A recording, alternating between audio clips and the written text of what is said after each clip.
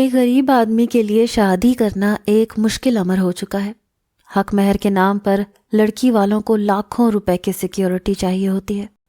اب مجھ جیسا ملازم پیشہ غریب آدمی کیا کرے جس کی تنخواہ سے بس اچھا گزر بسر ہی ہو سکتا ہے۔ میری اماں میری شادی کے خواب آنکھوں میں سجائے دنیا سے کوچ کر گئی تھیں۔ ابا پہلے ہی انتقال کر گئے تھے۔ اماں نے اپنی زندگی میں جب بھی میرے رشتے کی بات چلائی، لڑکی والوں کی حق مہر کی ڈیمانڈ انوکھی ہی ہوتی تھی۔ کوئی 10 تولے زیور لکھوانے کا کہتا، کسی کو لاکھوں روپے کیش لکھوانے ہوتے، اور کوئی اور ان سے بھی 2 ہاتھ آگے نکل جاتا کہ گھر ہی ہماری بیٹی کے نام کر دو۔ اور وجہ میری مناسب شکل و صورت اور کم تنخواہ ہوتی کہ لڑکے کے پاس اتنا تو ہو کہ بچی کو حق مہر میں کچھ تو دے سکے۔ بہرحال جتنے منہ اتنی باتیں۔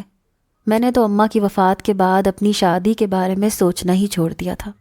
موٹر سائیکل تک میرے پاس نہیں تھی۔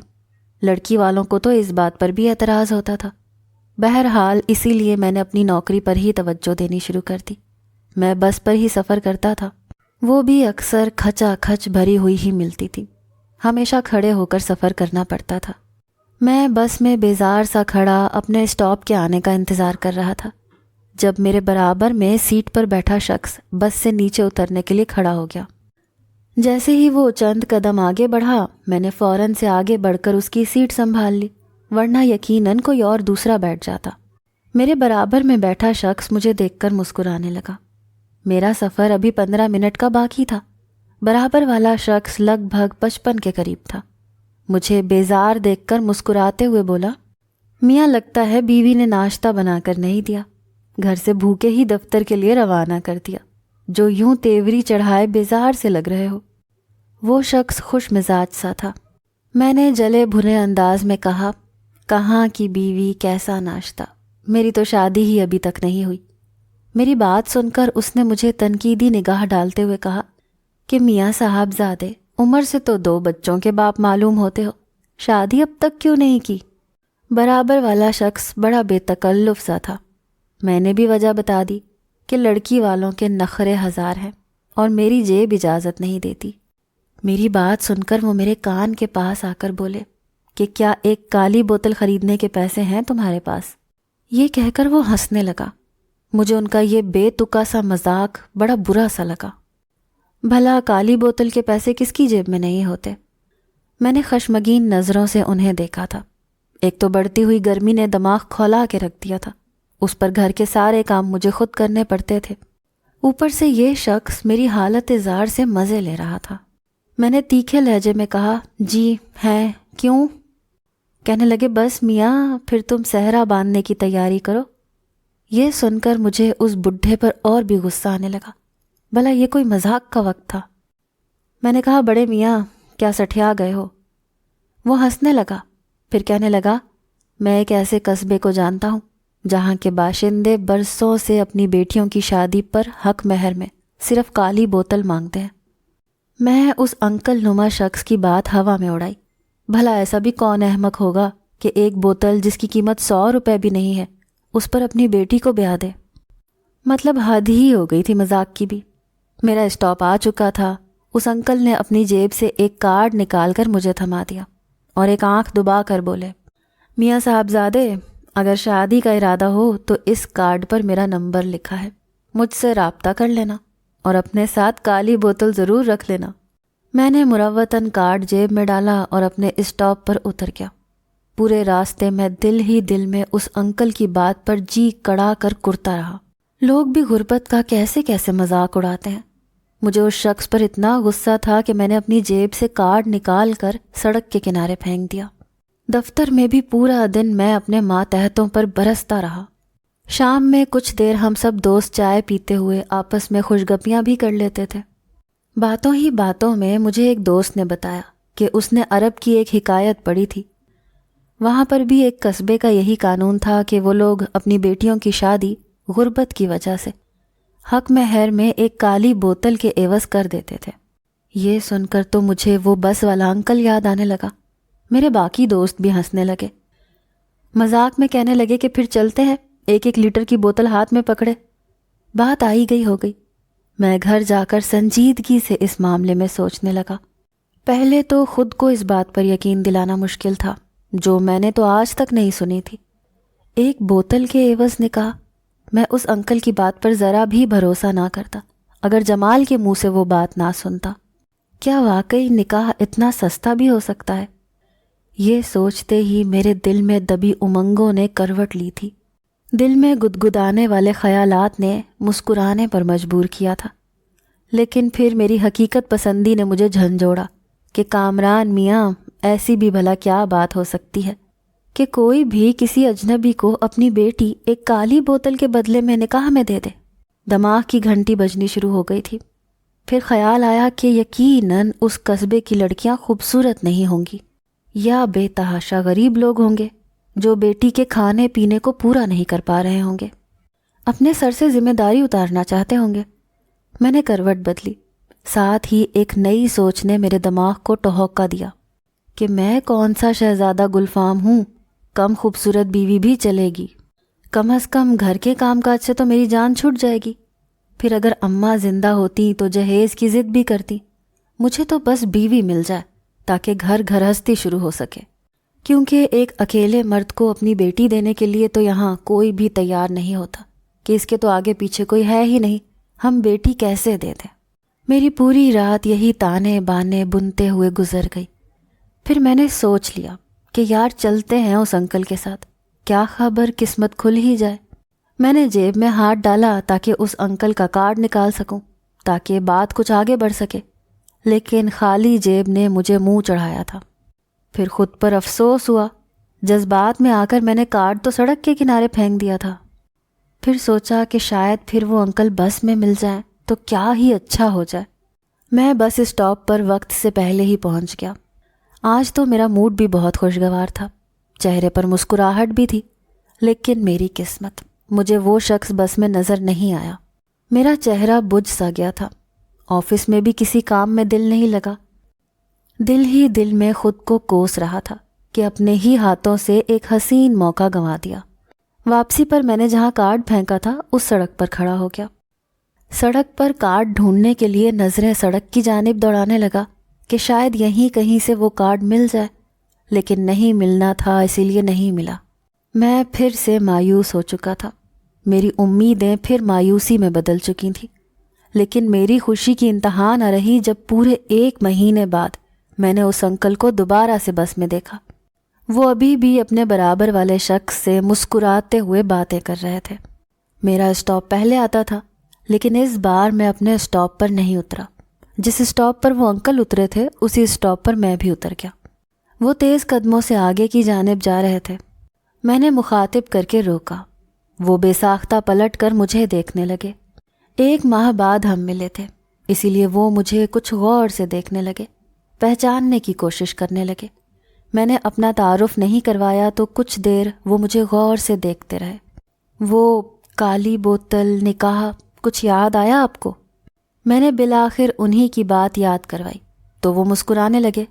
اوہ ہاں ہاں، آ گیا یاد، کیسے ہو میاں؟ دراصل اتنے لوگوں سے میرا میل ملاپ رہتا ہے، پھر عمر کا تقاضا بھی ہے، بھول چوک ہو جاتی ہے۔ وہ مجھے پہچان گئے تھے۔ وہ مجھے اپنے قریبی ایک چائے والے ہوٹل پر لے گئے۔ میں نے بھی ان کی خیریت دریافت کی اور 2-4 رسمی باتوں کے بعد اپنے اصل مقصد سے انہیں آگاہ کیا۔ کچھ دیر وہ مجھ سے میری نوکری کے بارے میں پوچھتے رہے، پھر کہنے لگے کہ تم میرے ساتھ چلنا۔ کہنے لگے اتوار کو میں خود تمہارے گھر آؤں گا تمہیں لینے، میرے دوست کے پاس گاڑی ہے، اسی میں بیٹھ کر جائیں گے، کیونکہ وہ قصبہ دور ہے، 3 گھنٹوں کا راستہ ہے۔ میں نے انہیں اپنے گھر کا پتہ بھی بتا دیا۔ مجھے اور کیا چاہیے تھا، سواری کا مسئلہ بھی انہوں نے خود ہی حل کر دیا تھا۔ اتوار کو وہ مجھے صبح 8 بجے لینے آ گئے۔ میں تو خوشی کے مارے رات بھر سویا ہی نہیں تھا۔ گھر کو بڑی اچھی طرح سے چمکایا تھا، اپنے کمرے میں گلاب کے پھولوں کی لڑیاں بھی سجائیں تھیں۔ اماں کے رکھے پرانے زیوروں میں سے 1 تولے کی سونے کی انگوٹھی بھی سنار کو دیکھ کر چمکوا کر ایک خوبصورت سی ڈبیا میں ڈلوا کر رکھی تھی۔ سفر میں وہ انکل بس مجھ سے رسمی سی بات چیت کرتے رہے۔ ان کے 2 دوست بھی ان کے ہمراہ تھے۔ 3 گھنٹے بعد ہم ایک علاقے میں داخل ہوئے، ایک کچی سی آبادی کا علاقہ تھا۔ میں سمجھ گیا کہ غربت ہی اس بات کی وجہ ہے۔ جس گھر میں ہم داخل ہوئے وہ شخص بھی قسم پسری کا شکار لگ رہا تھا۔ انکل کو دیکھ کر خوش ہو گیا۔ ساری بات انکل نے اس شخص سے کی تھی اور مجھ سے کہا کہ یہ اس لڑکی کا والد ہے، لیکن اس کی یہ شرط ہے کہ اپنی لڑکی نکاح سے پہلے تمہیں نہیں دکھائے گا۔ وہ شخص پکی سانولی رنگت کا مالک تھا، ظاہر ہے بیٹی بھی ایسی ہی ہوتی۔ وہاں موجود رہائشیوں میں سب کی رنگت گہری سانولی تھی۔ مجھے اب یہ سمجھ آ رہا تھا کہ کالی بوتل ہی کیوں خاص طور پر حق مہر میں رکھی گئی، کیونکہ لڑکی بھی کچھ بوتل جیسی سانولی ہی ہوگی۔ میرا دل بجھ سا گیا، سارے ارمانوں پر پانی کے بجائے سیاہ رنگ کی بوتل ہی پھر گئی تھی۔ اب میں اپنی پوری آمادگی اس شخص کو دے کر ان کے ساتھ یہاں آیا تھا، اسی لیے مکرنے کا تو سوال ہی پیدا نہیں ہوتا تھا۔ بے شک میں کوئی بہت خوبرو نوجوان نہیں تھا، لیکن رنگت میری صاف ستھری تھی۔ عمر میری بے شک 30 کے لگ بھگ تھی، لیکن پہننا اوڑھنا مجھ پر ابھی بھی جچتا تھا۔ وہاں بیک وقت 4 نکاح 4 عدد کالی بوتلوں کے حق مہر کے ساتھ ہوئے۔ باقی لڑکے بھی سانولے سلونے سے تھے، شاید اسی لیے انہیں کوئی فرق نہیں پڑ رہا تھا۔ وہ خوش تھے، مسکرا بھی رہے تھے۔ ایک میں تھا کہ اپنی خراب قسمت پر ماتم کر رہا تھا۔ رخصتی کے وقت جب 4 دلہنوں کو باہر لایا گیا تو چاروں کی چاروں برقع نقاب میں تھی، ہاتھوں پر بھی کالے دستانے اور پیروں میں کالے موزے۔ میرے دل نے کہا دھت تیرے کی کامران، یہ لڑکیاں تو خود بھی سیاہ بوتل بنی ہوئی ہیں۔ ان میں سے ایک لڑکی کو اس انکل نے میری طرف اشارہ کرتے ہوئے کچھ کہا۔ وہ میرے پاس آ کر کھڑی ہو گئی۔ دل کی ساری امنگیں سو چکی تھیں۔ حالانکہ بچپن سے کالی بوتل مجھے بہت پسند تھی، لیکن آج تو سامنے ٹیبل پر رکھی اس بوتل سے مجھے سخت چڑ سی ہوئی تھی۔ خیر رخصتی ہو گئی۔ گاڑی میں وہ انکل جن کا نام مظفر تھا آگے کی سیٹ پر بیٹھ گئے۔ میری دلہن میرے برابر پچھلی سیٹ پر بیٹھی سوں سوں کرتی رہی۔ ظاہر سی بات ہے ماں باپ سے جدا ہونے پر رونا تو آتا ہی ہے۔ 3 گھنٹے بعد اس انکل نے مجھے گھر چھوڑ دیا۔ کہنے لگے ولیمے پر مجھے ضرور بلانا، بھولنا مت۔ میں نے اس بات میں سر ہلا دیا۔ میں نے گھر کا دروازہ کھولا، بیوی کو اپنی ہمراہی میں گھر میں لے کر داخل ہوا۔ اسے کمرے میں لے کر کہا کہ وہ برقع اتار کر پرسکون ہو جائے، میں اس کے لیے کچھ کھانے کو لے کر آتا ہوں۔ لیکن اس نے کھانے سے انکار کر دیا، کہنے لگی کہ وہ کھانا کھا کر آئی ہے۔ میں کمرے سے باہر آ گیا، کیونکہ میں نے تو صبح سے بس 1 کپ چائے کا ہی پیا تھا۔ پھر سسرال والوں نے بھی مروتاً بھی کھانے کا نہیں پوچھا تھا، اسی لیے فریج میں رکھا کھانا گرم کر کے کھایا۔ اس کے بعد بجھے دل کے ساتھ اپنے کمرے کا رخ کیا۔ آنکھوں کے سامنے لڑکی کے والد کا چہرہ لہرانے لگا، لیکن جب میں نے کمرے کا دروازہ کھولا تو مجھے زمین آسمان سب گھومتے ہوئے دکھائی دینے لگے۔ وہ تو حسین سی دوشیزہ تھی، دلہن کے لباس میں تو حسن کا پیکر لگ رہی تھی۔ اسے دیکھ کر تو میری آنکھیں چندیا گئیں۔ وہ مسکرائی مسکرائی سی بیڈ پر بیٹھی تھی۔ میری بیوی کا نام شہر بانو تھا۔ شہر بانو نے میری زندگی میں آ کر 4 چاند لگا دیے تھے۔ میں تو جتنا خدا کا شکر کرتا اتنا کم تھا۔ اگلے روز میں نے چند محلے داروں اور اس انکل مظفر کو دعوت ولیمہ پر اپنے گھر بلایا۔ اب تو مظفر انکل مجھ سے اکثر ملنے آ جاتے تھے، پوچھتے تھے کہ میاں اب تو خوش ہو۔ ان سے میرے تعلقات کافی دوستانہ ہو چکے تھے۔ شہر بانوں میں ہر خوبی موجود تھی۔ گھر بھی مجھے صاف ستھرا ملتا تھا، کھانا بھی پکا ہوا اور لذیذ ملتا تھا۔ اس پر خدمت گزار اور محبت کرنے والی بیوی پا کر میں بہت خوش تھا۔ شہر بانو بس باتیں بہت کم کرتی تھی، کم گوسی تھی۔ چند ماہ بعد میں نے شہر بانو سے کہا کہ وہ مجھے جب کہے گی میں اسے اس کے گھر والوں سے ملوانے لے جاؤں گا، لیکن اس نے صاف انکار کر دیا کہ اس سے وہاں واپس نہیں جانا۔ مجھے یہ بات کچھ عجیب سی لگی۔ اپنی رخصتی پر تو بہت رو رہی تھی، اور پچھلے 4 ماہ سے اس نے ایک بار بھی اپنے گھر والوں سے ملنے کی خواہش ظاہر نہیں کی تھی۔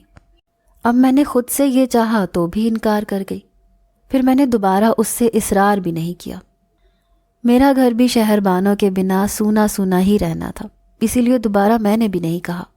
میں نے اب نوکری کے بعد چند ٹیوشنز بھی پڑھانی شروع کر دی تھیں، تاکہ گھر کے اخراجات میں شہر بانوں کو تنگی کا سامنا نہ کرنا پڑے۔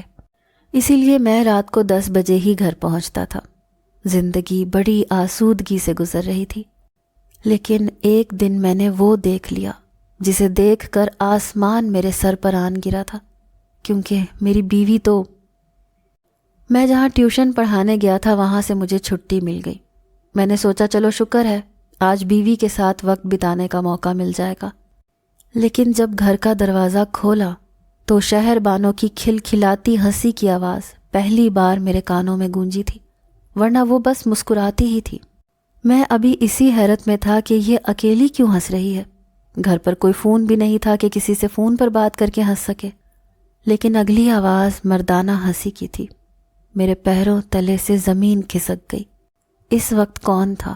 اس کا تو یہاں کوئی میل ملاپ والا بھی نہیں رہتا تھا، نہ ہی وہ شادی کے بعد کبھی میکے گئی، نہ ہی وہاں سے کوئی آیا۔ میں دبے پاؤں آگے بڑھا۔ باتوں کی آوازیں میرے کمرے سے آ رہی تھیں۔ کمرے کے دروازے کا ایک پٹ کھلا ہوا تھا، کیونکہ میری غیر موجودگی سے وہ دونوں واقف تھے۔ میں آدھے بند دروازے کے پاس کھڑا ہو گیا۔ اندر دیکھا تو میرے ہوش اڑ گئے۔ شہر بانو اس مظفر انکل کے ساتھ بیڈ پر بیٹھی تھی۔ شہر بانو کا سر مظفر انکل کے سینے سے لگا ہوا تھا۔ وہ اس کے بال سہلا رہے تھے۔ سامنے رکھی چھوٹی سی تپائی پر پیپسی اور 2 گلاس رکھے ہوئے تھے۔ اس سے زیادہ دیکھنے کی میری تاب نہیں تھی۔ میں پیچھے ہٹ گیا۔ میرے دماغ میں دھماکے سے ہونے لگے۔ میں گھر سے دبے پاؤں باہر نکل آیا۔ کتنا بڑا دھوکہ کیا تھا میرے ساتھ۔ میں اس انکل کو کتنا نیک اور مہربان سمجھتا تھا، جنہوں نے بنا کسی غرض کے اتنی پیاری بیوی مجھے بس چند پیسوں کی بوتل کے عوض دلانے میں میری مدد کی تھی۔ لیکن اب سمجھ آ گیا تھا، مجھے تو صرف استعمال کیا گیا تھا۔ میری بیوی کے ساتھ عیش تو وہ بڈھا کر رہا تھا۔ شرم نہیں آئی اسے بیٹی کی عمر کی لڑکی کے ساتھ گناہ کرتے ہوئے؟ اور وہ شہر بانو، میری بیوی ہوتے ہوئے اسے بھی شرم نہیں آئی؟ اس بڈھے کے ساتھ کیسے ہنس ہنس کر باتیں کر رہی تھی، اور میرے ساتھ گم سم سی ہو کر رہتی تھی۔ ارے اگر وہی پسند تھا تو اسی سے شادی کر لیتی، مجھ سے شادی کرنے کی کیا تک تھی؟ میں باہر مین روڈ کے فٹ پاتھ پر جا کر بیٹھ گیا۔ یہ سب کچھ کیا تھا؟ کیوں تھا؟ میں نے تو شہر بانو سے بے تحاشا محبت کی تھی۔ میری محبت میں کہاں کمی رہ گئی تھی جو اس نے یہ قدم اٹھایا؟ سوچ سوچ کر میری حالت غیر ہو رہی تھی۔ 10 بجے تک میں وہیں بیٹھا اپنی بدقسمتی پر آنسو بہاتا رہا۔ پہلے تو جی چاہا کہ گھر جا کر اسے رنگے ہاتھوں پکڑ کر موقع پر ہی طلاق دے دوں، اور وہی بوتل اس کے منہ پر ماروں جو سامنے تپائی پر رکھی ہے۔ لیکن میرے بسے بسائے گھر کا کیا ہوتا؟ میں غصے اور غم کے ملے جلے جذبات کے ساتھ مرے مرے قدم اٹھاتا گھر پہنچا تھا۔ گھر کی چابی میری جیب میں ہی ہوتی تھی۔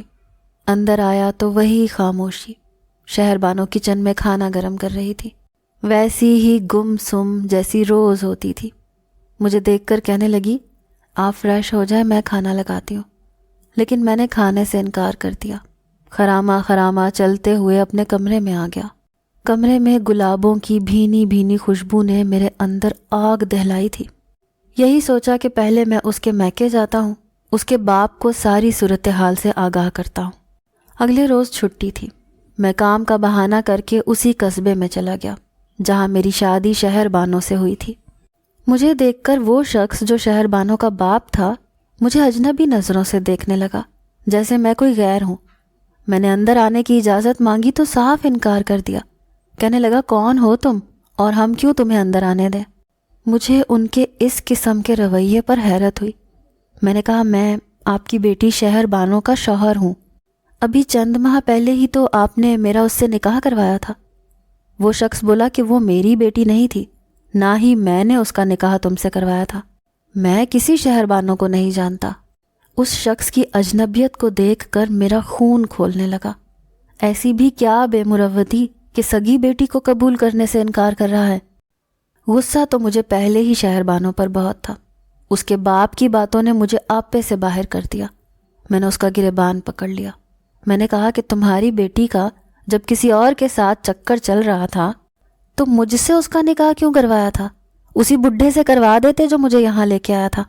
وہ بھی غصے میں آ گیا، کہنے لگا، میں اس لڑکی کو نہیں جانتا، وہ بڈھا ہی اسے یہاں لے کر آیا تھا، تمہیں یہاں لانے سے ایک دن پہلے وہ اس لڑکی کو یہاں لایا تھا۔ وہ بڈھا میری ہر ماہ مالی مدد کر دیتا تھا۔ میری تینوں بیٹیوں کی شادی پر بھی اس نے میری امداد کی تھی، اور رات کو اس لڑکی کو اپنے ہمراہ لے کر آیا تھا۔ کہنے لگا کل اسے بھی دلہن بنا دینا، بے سہارا لڑکی ہے، اس کی شادی بھی تمہاری بیٹیوں کے ساتھ ہی ہو جائے گی، اور لڑکا کل میرے ساتھ ہی آئے گا، بس تم یوں ظاہر کرنا کہ یہ بھی تمہاری بیٹی ہے۔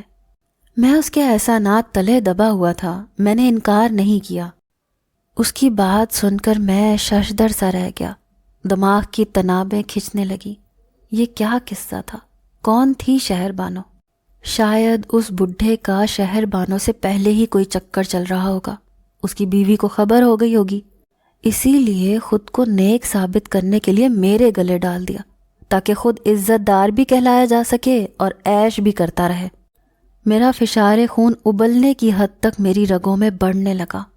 اتنی بڑی سازش میرے خلاف کی گئی تھی، پیپسی کی بوتل سے مجھے الو بنایا گیا تھا۔ میں نے سوچ لیا کہ اب ان دونوں کو نہیں چھوڑوں گا، قتل ہی کر ڈالوں گا۔ میں نے واپس شہر آ کر بازار سے ایک تیز دھار والا چاقو خریدا۔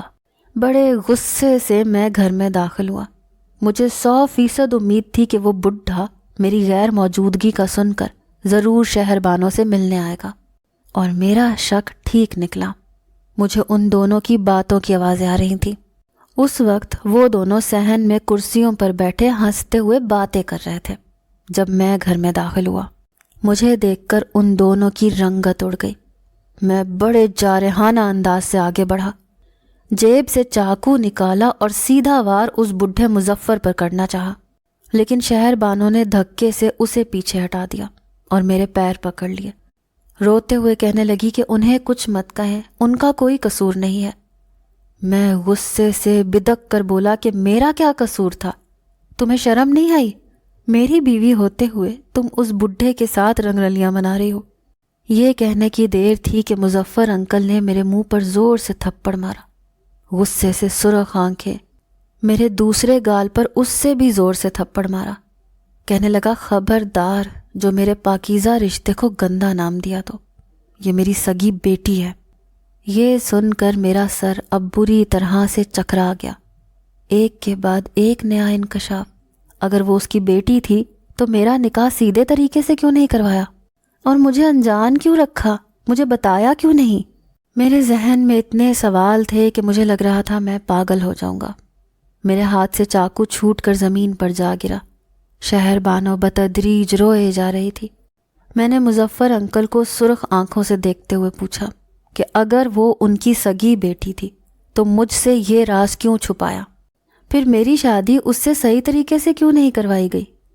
وہ کہنے لگے کہ شہر بانو کی والدہ اسی قصبے میں رہتی تھی اور انہوں نے اس سے دوسری شادی کی تھی، اسی شرط پر، ایک کالی بوتل کے عوض۔ ان کی پہلی بیوی مزاج کی بہت تیز تھی، اسی لیے شہر بانو کی والدہ کو وہ گھر لے کر نہیں گئے، اسی علاقے میں ایک گھر کرائے کا لے دیا۔ پہلی بیوی کو اس شادی سے بے خبر رکھا تھا، ورنہ وہ ان کا جینا دوبھر کر دیتی۔ پہلی بیوی سے ان کے 2 بیٹے تھے، لیکن ماں کی تربیت پر باپ کی عزت نہیں کرتے تھے۔ مظفر انکل کام کا بہانہ کر کے کئی دن شہر بانو اور اس کی والدہ کے ساتھ گزارتے تھے۔ بیٹی سے انہیں بہت پیار تھا۔ 1 سال پہلے شہر بانو کی والدہ کا انتقال ہو گیا، اسی لیے وہ شہر بانو کو اپنے گھر لے گئے، لیکن یہ نہیں بتایا تھا کہ وہ ان کی بیٹی ہے، کیونکہ گھر ان کی بیوی کے نام تھا۔ اگر اسے بھنک بھی پڑ جاتی تو وہ مظفر انکل کو بھی دھکے دے کر باہر نکال دیتی۔ اسی لیے شہر بانو اپنے ہی گھر میں نوکرانی کی طرح رہنے لگی، لیکن اس کے سوتیلے بھائی اس پر غلط نظر رکھنے لگے تھے۔ وہ بے حد خوبصورت تھی۔ مظفر انکل کو جب یہ بات شہر بانو نے بتائی تو وہ پریشان ہو گئے۔ اگر وہ سب کو حقیقت بتاتے تو خود بھی بے گھر ہو جاتے، اسی لیے انہیں شہر بانو کے لیے ایک اچھے اور نیک سیرت شخص کی تلاش تھی۔ پہلی بار جب ان کی مجھ سے ملاقات ہوئی تو انہوں نے مذاق میں مجھ سے شادی کی بات کی تھی، لیکن دوسری ملاقات پر وہ میرے بارے میں سوچنے لگے۔